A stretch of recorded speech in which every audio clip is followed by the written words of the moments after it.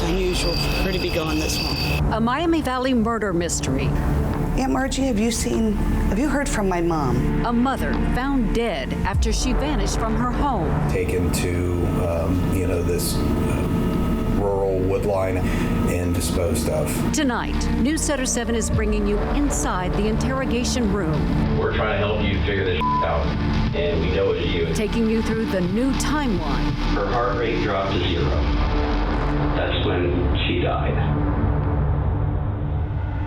You would have been in the house. With clues never seen before. Do we know that's Bill Coker's handwriting? Yes, we do. New insight from the lead investigator. The spidey senses, I guess, were kind of going off. So do you have a theory you can share about what happened to Cheryl? And frustration for those closest to the case. I'm just so angry that she is not here. I strongly disagree with their decision. Tonight, what really happened to Cheryl Coker? Good evening, I'm Cheryl McHenry. The disappearance and death of Cheryl Coker is a cold case, but not because police haven't put the pieces together. The only person named as a suspect, Cheryl's husband, William Bill Coker. He has repeatedly denied killing his wife.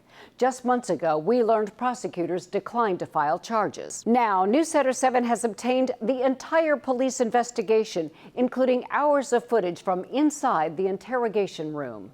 I've spent 5 months going through the interviews and too many documents to count. We begin on an unusually warm October morning 6 years ago.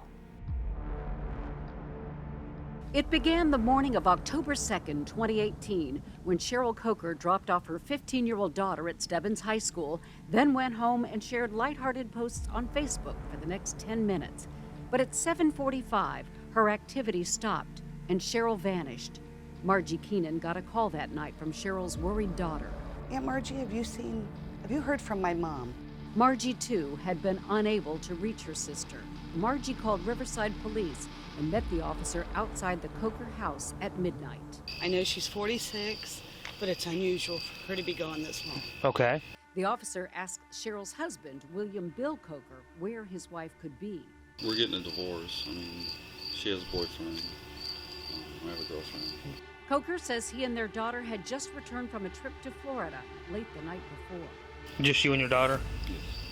The next evening, her family finds Cheryl's SUV in the Kroger parking lot less than a mile from her home, her purse and cell phone inside. At that point, we knew something was not the same. Riverside Police Detective Travis Abney met Cheryl's family for the first time that night, including Bill Coker. He was, for lack of a better way of putting it, over-explaining to me their situation as far as, they were obviously going through a divorce at the time. My mindset at the time is, where's your wife at? 1 week after Cheryl's disappearance, Abney brought Coker in for an interview. You're not under arrest. You're not being detained. He asks Coker to write a timeline of his actions the day Cheryl disappeared. I'm just going to tell you again, man to man, some of the things that bother me about this. He tells Coker he's concerned he never called police from the time Cheryl disappeared until her car was found, and why it took a search of Coker's girlfriend's phone to find out she had also gone to Florida with him and his daughter. Did you keep the secret from Cheryl that Aaron was going? Coker admits he was home that entire morning, but says he never saw Cheryl. He says he got up briefly to try to start her work van, which she had asked him to do the night before. I got up the next morning. She was in the shower. What time was that? It had to be after she took me to school because it was gone. Went outside, tried to jump the van. I couldn't get it to start. I came back in and I yelled into her and told her it wouldn't start, and I went back to bed. Coker says Cheryl didn't answer, and he went back to sleep until around noon. Abney tells him a neighbor had seen Cheryl's car in the Coker driveway at 10:40. We have to take a long, hard look at you.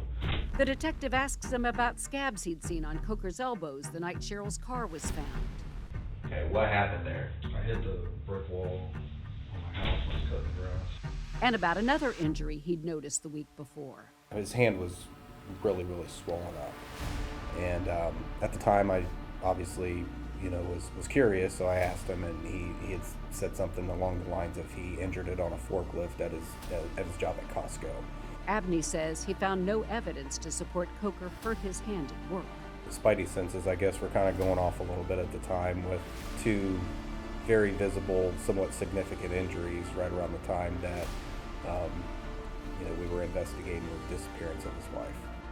We met at General Motors, or Delphi, back in 1997. Shelley Applehand says she and Cheryl quickly became BFFs. Funny, laughter, loyal, just easy to talk to. Another co-worker introduced Cheryl to Bill Coker. They had a whirlwind romance. Bought her clothes, bought her jewelry. She loved it. He took care of Marissa, as if she was his own. So, yeah, Cheryl fell head over heels with Bill. They married within months and had daughter Michaela together. The two friends stayed very close even after Shelley moved away. We would chat for hours on Sunday mornings, mainly. So, yep, I said we never lost touch. Bill Coker tells detectives by the spring of 2018, Cheryl wanted him to have another relationship so she could date other men. And at that point, she was so adamant about it that she was like trying to find me somebody. He said Cheryl talked his co-worker, Aaron, into going out with them, and all three started visiting Julia's nightclub behind the Dayton Mall until he developed feelings for Aaron. Did she specifically want you to stop seeing Aaron? Yeah. At some point, she decided she didn't want me to see Aaron anymore, but like I said, she wasn't willing to stop seeing, I think it was James at the time. Her best friend doesn't believe that. She said Cheryl may have hung out with other men from the club, but says she just wanted her husband back. I don't get the fact that they're trying to say it's Cheryl's idea for those two to get together when Cheryl just wanted Cheryl and Bill, not Cheryl, Bill, and Aaron. Coker said he told Cheryl he didn't want a divorce, at least not yet. I told her for Michaela's sake, let's just stay in the house, till Michaela graduates, and then we'll get a divorce. You do your thing, I'll do my thing. According to Shelley and Margie, that was the deal breaker. He just was going to keep his relationship going with this person that he was with. While being married to Cheryl. While being married with Cheryl. So he was fine with how it was. Oh yeah, he sounded pretty fine with everything, and Cheryl wasn't up for that. And she wanted a fresh start. What happened the morning of Cheryl's disappearance? Video shows her car at Kroger the morning investigators believe she died. But who was behind the wheel? That's not Cheryl, all right? It's a man. It's a tall man. Next.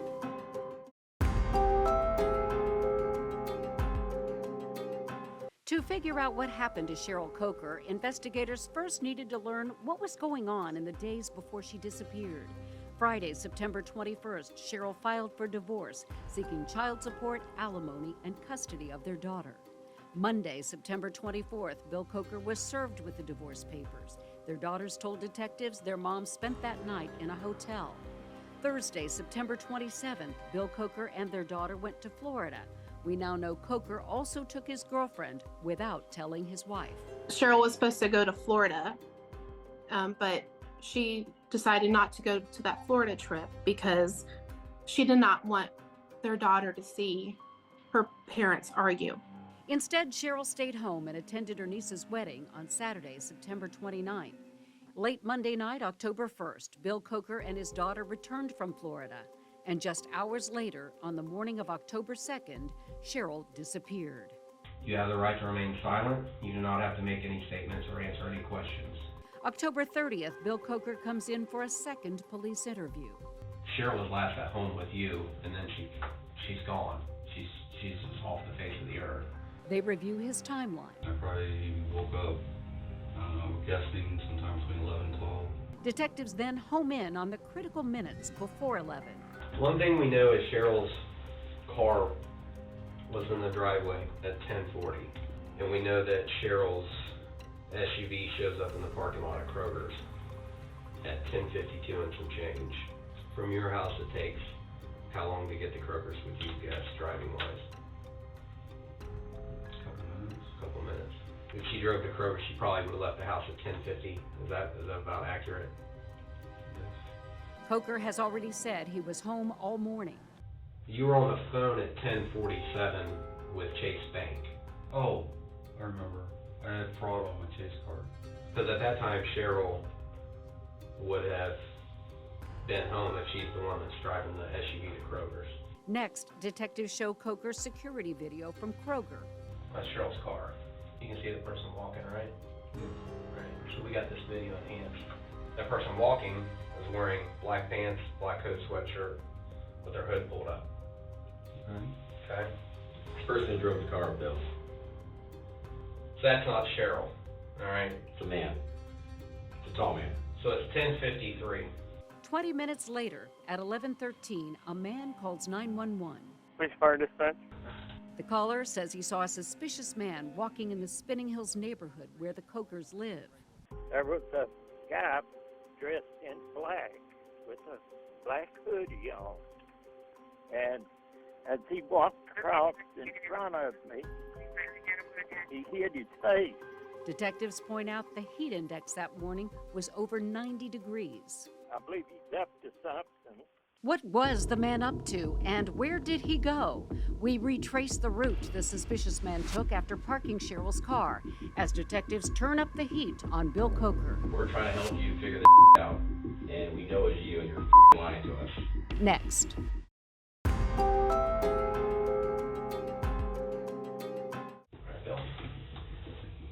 Detectives show Bill Coker's security video of the man who parked Cheryl's car the morning she disappeared.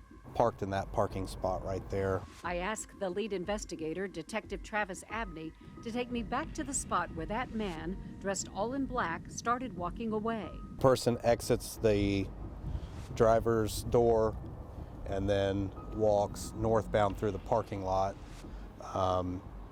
to Burkhart Road, and then clearly would go west on Burkhart towards St. Helens Church. This map shows the man would have walked just under a mile before turning south into Spinning Hills.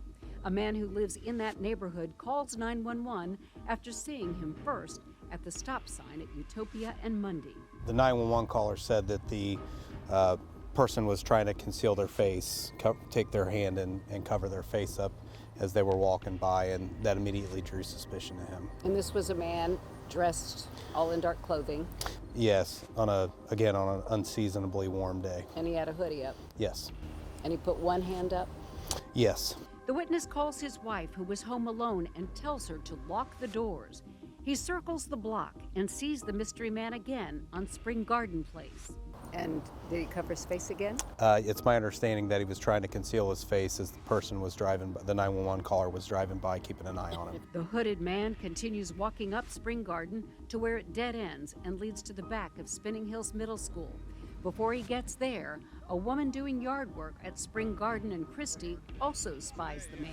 And did that person contact police too, or was it just the 911 caller? That person did have contact with the police because there was a Riverside officer looking for the suspicious subject, made contact with that person, and she confirmed, yes, I saw the same guy, I was concerned. He just walked up towards the school. Abney says both witnesses later saw photos of Bill Coker on the news and told police that's the man they saw. Which is Spinning Hills Middle School. Detectives show Coker's security video from school cameras of the suspicious man walking along the fence toward the rear of the Coker house. That same guy who walked out of Cheryl's car, who parked it, same guy from the 911 call, is now seen walking to the back of your property. He's wearing black pants, a black hoodie with a hood pulled up, and he's wearing white gloves. The detective and I walked the same fence line behind the school. But we know the person did not continue around the building towards Eastman Avenue because those cameras did not time out, and that person's never seen on camera again. If he would have walked up towards Salador Court, which is that way, Up that hill. yeah, they would have been caught on those cameras too. It's your belief that this white fence was there then too? Yes, correct. That this person... Hop that fence. But video is not the only evidence detectives have. Somebody on that hill heard screaming coming from the backyard the morning of October 2nd. That's correct. They're confident it was screaming coming from the Coker residence. What did they hear? A woman screaming, I believe for help or just like blood-curdling screams coming from the house. Detectives accuse Coker, saying he's the only person who would have reason to jump the fence and go back to the house. We're trying to help you figure this out, and we know it's you, and you're lying to us, and you need to tell the truth. I did not do anything to Cheryl. They continue to press him. With all this crazy stuff going on, with the fact that Cheryl disappeared that day, somebody who's not you chose to jump the fence onto your property just to go out the front when you're at home. And Coker continues to deny he did anything to his wife. Did not hurt Cheryl. I would never hurt Cheryl. Never laid a finger on her. You had motive, you had means, and you had opportunity, and you're the last one to see her, dude. I fall asleep every night hugging Cheryl's pillow because I can still smell her a little bit in it. I want Cheryl found. But Cheryl was not found. More than 4 months after she vanished, on February 15, 2019, Coker submits to a third police interview, this time with veteran detective Bob Green. He led Kettering's initial investigation into the disappearance of 9-year-old Erica Baker. I don't take their side, I don't take your side. I come in, I specialize in interviewing people and looking over. I'm an extra set of eyes. Coker repeats what he's told Riverside detectives, says he got up the morning of October 2nd, sometime around 8, and tried unsuccessfully to start Cheryl's work vehicle. He said he came back in, yelled to her in the shower, then went back to bed. He said she didn't answer, and he never saw her that morning. You and Cheryl did not get into a physical altercation that morning. And Coker is vague about what time he woke up for good. I don't know. I'm guessing around, in order to get done what I did, probably somewhere around 10:30 to 11:30. That's earlier than he told police in his previous interview, in which they pointed out he made a phone call at 10:47. You were on the phone at 10:47 with Chase Bank. But detectives have other digital evidence besides the couple's phones. Green says they recovered Cheryl's Fitbit from the floor of her SUV and sent it to the Fitbit company for analysis. He reveals the results to Bill Coker. On October 2nd at 9:01 a.m., Cheryl's heart rate was 81.5 through the Fitbit. On October 2nd, 2018, at 9:03 and 31 seconds a.m. to 9:12 and 11 seconds a.m., her average heart rate went up to 105. Okay? That's an average heart rate. All right? At 9:13 and 16 seconds a.m., her heart rate dropped to 0. That's when she died. You would have been in the house. Okay? Now, the interesting thing is between 9:01 a.m. and 9:13, though the heart rate increased, there were no steps covered. Green says more than 90 minutes pass before Cheryl's Fitbit registers any steps. And in fact, it wasn't until 10:50 that the steps, they counted 14 steps, and then at 10:51, they counted 7 steps. Keep in mind, video shows Cheryl's SUV driving into the Kroger parking lot at 10:52. I spoke with a doctor, and I asked him about this heart rate.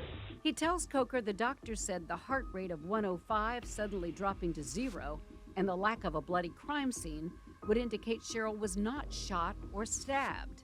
I said, what about choking? And he said, that's what it would have been. And that's what concerns me with this. She was choked to death, and you were in the house. The detective asks Coker what he thinks. I don't know. Yeah, maybe she had that person in the house. While you were sleeping. Detectives have questioned a man who said he came home with Cheryl the Friday night before she disappeared, but have ruled him out as a suspect. You have to understand, when I sleep, I don't even hear the house alarm go off. There's a big metal fan in the corner of my bedroom. Again, Coker denies killing his wife, as he has repeatedly in the 3 police interviews. So, yeah, I would never hurt Cheryl. I never hurt anyone. Coker has refused to take a polygraph, but Green tries to convince him otherwise, saying the evidence points to him. You're in the house when the Fitbit shows the heart rate. You can say you were asleep and everything like that, you know. I think this is the only way to clear your name. Coker insists he doesn't trust the test. Why do you not trust them? I just don't trust them. I don't trust the cops. I don't trust you. But Green persists. You got nothing to lose. Unless you did it. Coker never did take a polygraph, and 4 days later, on February 19, 2019, Riverside police announced they are investigating Cheryl Coker's disappearance as a homicide, and they name Bill Coker the suspect. More than a year later, in April 2020, Right here behind this duck. hikers showed deputies where they came across human remains in a wooded area of Greene County. The remains are soon identified as that of Cheryl Coker. With her remains found and the investigation ongoing, Bill Coker does something investigators find odd. Do we know that's Bill Coker's handwriting? Yes, we do. And police put the pieces together. So do you have a theory you can share about what happened to Cheryl? Next.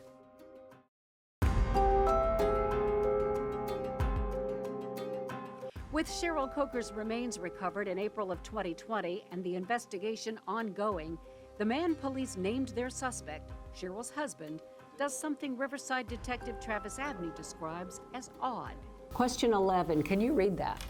Bill Coker sends a jury questionnaire to Montgomery County Municipal Court, timestamped January 2021. Question 11 states, have you or any member of your family listed in question number 7 been convicted of a crime? If yes, describe the nature of the crime and who was involved. The response was, quote, never caught. Do we know that's Bill Coker's handwriting? Yes, we do. So do you have a theory you can share about what happened to Cheryl?